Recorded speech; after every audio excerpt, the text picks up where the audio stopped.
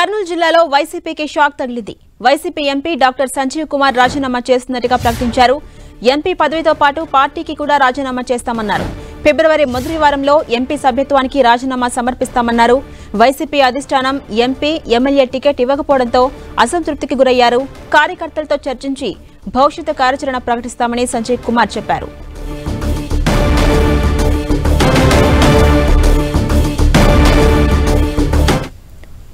వైసీపీకి good bye చెప్పబోతున్నారు ఆ పార్టీ ఎంపీ సంజీవ్ కుమార్. కార్యకర్తలతో చర్చించి త్వరలోనే నిర్ణయం తీసుకుంటామని చెప్తున్నారు.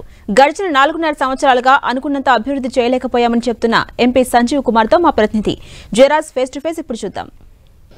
నియోజకవర్గాల మార్పులు చేర్పుల నేపథ్యంలో కర్నూలు ఎంపీ స్థానం తనకి దక్కడం లేదని క్లియర్ అయింది sitting MP doctor Sanjeev Kumar కి. ఆయన భవిష్యత్ కార్యాచరణ ఏ విధంగా ఉంది, ఏం చేయబోతున్నారు వివరించడానికి మన దగ్గర డాక్టర్ సంజీవ్ కుమార్ గారు మన దగ్గర ఉన్నారు. సార్, ఏంటి ఈ నియోజకవర్గాల మార్పులు చేర్పుల్లో ఈసారి టికెట్ మీది కాదని తేలిపోయింది, ఏంటి మీ భవిష్యత్ కార్యాచరణ? నాకైతే ఎవరైనా చెప్పలేదు, నాకు టికెట్ లేదని చెప్పి ఎవరు చెప్పలేదు. నేను వాళ్ళే పిలిపిస్తారని చెప్పి వెయిట్ చేశాను. కానీ నేను గత 2 years నుంచి కూడా ఫీల్ అవుతున్నాను. నాకు ఒక సఫకేటింగ్ అంటే ఊపిరాడకు నేను పరిస్థితి పార్టీలో. ఎందుకంటే పథకాలు బాగానే ఉన్నాయి, పేద ప్రజలకు బాగానే వస్తున్నాయి, కానీ డెవలప్మెంట్ ఏమీ లేదు. ఎప్పుడు కూడా ప్రజలు దేహి అని చెప్పేసి ఎప్పుడు అడుక్కునే స్థితిలో ఉండాలా. ఈ పద్ధతి మంచిది కాదేమో, డెవలప్మెంట్ కూడా ఉంటే బాగుంటుంది. సో ఈ డెవలప్మెంట్ గురించి నేను ఎవరికైనా చెప్దామంటే వినేవాళ్ళు ఎవరు లేరు.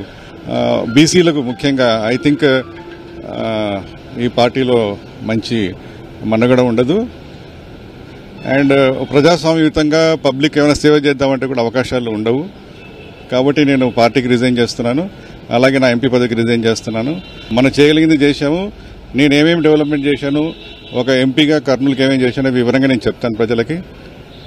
తర్వాత నా future course of action it depends on my well wishers suggestions.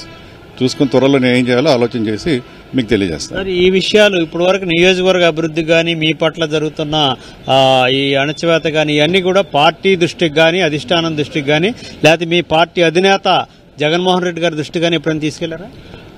అంటే నాకు అణచివేత ఏం లేదు, కానీ నేను వచ్చింది ఎన్నికల్లోకి, తర్వాత ఈ ప్రజాక్షేత్రంలోకి ఎందుకు వచ్చాను, డెవలప్మెంట్ చేయాలి. మా ప్రాంతంలో వెస్టర్న్ కర్నూలు డిస్టిక్ లో అంతా కూడా వలసలు ఎక్కువ. ఇప్పుడు ఇందులోకి వచ్చిన తర్వాత నేను ప్రొఫెషన్ కూడా మానేయడం జరిగింది. కాబట్టి కనీసం 1000 మందికి సహాయం చేయలేని పరిస్థితి. ఇప్పుడు ఒక ముఖూట అంటే ఒక మాస్క్ లాగా ఉండి, లేకపోతే ఒక ఉత్సవ విగ్రహం లాగా కూర్చోవటం వేస్ట్ కదా. ఇప్పుడు పార్లమెంట్ సభ్యత్వానికి రాజీనామా చేయడంతో పాటు పార్టీ సభ్యత్వాన్ని కూడా చేస్తారా? పార్టీ సభ్యత్వం కూడా రాజీనామా చేస్తున్నాను, అండ్ ఎంపీ పదవి కూడా రాజీనామా చేస్తున్నాను. మన ఫిబ్రవరి 1st week లో ఒక 4 days 5 days ఉంటుంది. అప్పుడు వెళ్లి స్పీకర్ గారికి ఇచ్చేస్తాను.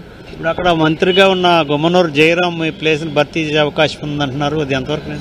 సార్ అంటున్నారు, కానీ నాకు ఇంతవరకు ఎవరు డిస్కషన్ చేయలేదు సార్. ఆయన కూడా మా అన్న గుమ్మనూరు జయరాం ఆయన కూడా ఏదో ఆలూరు ఎమ్మెల్యేనే అడుగుతున్నారు. మరి అది ఇంతవరకు ఇప్పుడు ఏం డిసైడ్ అయిందో నాకు తెలియదు. నేను కేవలం ఒక చేనేత వర్గానికి సంబంధించిన వాడిని కాదు, అందరి బీసీలకు, ఈవెన్ నన్ను ఓసీలు, ఎస్సీ ఎస్టీ మైనార్టీలు కూడా నన్ను లైక్ చేస్తారు. ఎందుకంటే ఇతను ఏదైనా మాట్లాడితే సబ్జెక్ట్ మాట్లాడతాడు, అనవసరమైన కాంప్లికేషన్స్ పోడు. ఇంకోటి, నేను గుండె మీద చేసుకుని చెప్పగలను, ₹1 అవినీతి చేయలేదు నేను. కాబట్టి ధైర్యంగా మళ్ళీ ప్రజల్లోకి వెళ్లే అవకాశం ఉంటుంది. ఒక సంఘ నాయకుడిగా పోతానా, లేకపోతే ఒక డాక్టర్గా పోతానా, లేకపోతే ఒక రాజకీయ నాయకుడికి పోతానో, మరి నా వెల్ విషర్స్ చెప్పడం బట్టి నేను డిసైడ్ చేస్తాను. అంటే ఏంటి ఇప్పుడు భవిష్యత్ కార్యాచరణ? అటు టీడీపీ గానీ కాంగ్రెస్ పార్టీలోకి వెళ్లే ఆలోచన ఏదైనా ఉందా? సరే, గత 4 రోజులు కూడా నేను కేవలం నా సొంతంగా నేను మాట్లాడుకున్న భగవంతుడితో ఆయన సన్నిధిలో ఆలోచన చేశాను. ఇప్పటివరకు నేను ఏమనుకున్నానంటే, ముందు నేను వైఎస్ఆర్సీపీ నుంచి బయటకు వచ్చేస్తాను, నా మనసు ఫ్రీడమ్ ఉంటుంది, తర్వాత నేను ఆలోచన చేస్తాను. నేను ఒక్క డెసిషన్ తీసుకునేది కాదు, ఇది సమిష్టి నిర్ణయం ఉండాలి. నా వెల్ విషర్స్ చాలా మంది ఉన్నారు, 1000 సంఖ్యలో. కుల సంఘాల నాయకులతో అందరితో కూడా మాట్లాడి తదుపరి నేను ఏం చేయాలో అది డిసైడ్ చేసుకుంటాను.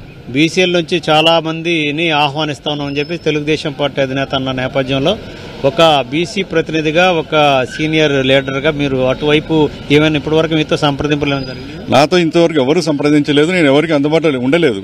కేవలం నాకు నేను అంటే ఇంట్రాస్పెక్షన్ చేసుకుని, నేను భక్తితో ప్రార్థనలు చేసుకుని డెసిషన్ తీసుకున్నాను. కర్నూలు పార్లమెంట్ సభ్యులుగా ఉన్నటువంటి డాక్టర్ సంజీవ్ కుమార్ త్వరలోనే వైఎస్ఆర్సీపీ పార్టీకి, అదేవిధంగా పార్లమెంట్ సభ్యత్వానికి ఫిబ్రవరి 1వ వారంలో రాజీనామా చేస్తానని ప్రకటించారు. Over to studio.